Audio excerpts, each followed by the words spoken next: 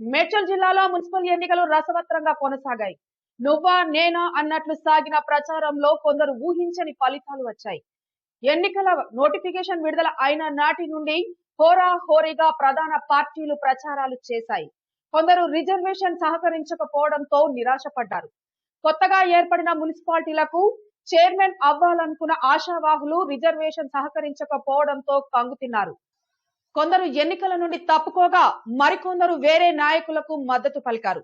ఇక మున్సిపాలిటీలో ఎవరు ఊహించని ఫలితాలు రావడంతో గెలిచిన అభ్యర్థులు కాస్త అయోమయంలో పడ్డారు.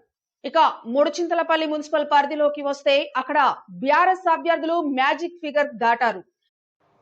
మూడుచింతలపల్లి మున్సిపల్లో బీఆర్ఎస్ 14, కాంగ్రెస్ 9, బీజేపీ 1 అభ్యర్థులు గెలుపొందారు.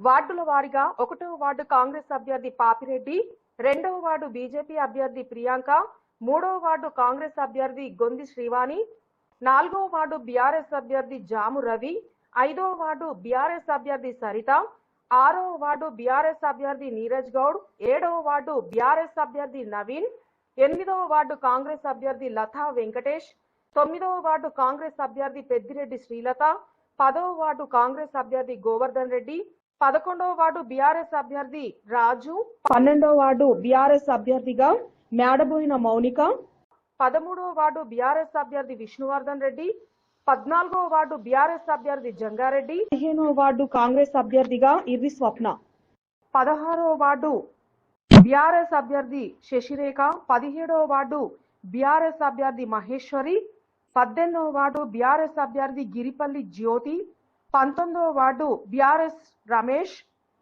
20వ వార్డు కాంగ్రెస్ అభ్యర్థి బొమ్మలపల్లి మల్లేష్, 21వ వార్డు కాంగ్రెస్ అభ్యర్థి రాజిగల్ల లత, 22వ వార్డు బీఆర్ఎస్ అభ్యర్థి అజయ్ కుమార్, 23వ వార్డు కాంగ్రెస్ అభ్యర్థి ప్రభాకర్, 24వ వార్డు బీఆర్ఎస్ అభ్యర్థి కొంపల్లి మాధవీలు గెలుపొందారు. ఇక్కడ బీఆర్ఎస్ కు స్పష్టమైన మెజారిటీ రావడంతో చైర్మన్ అవకాశాన్ని దక్కించుకుంది.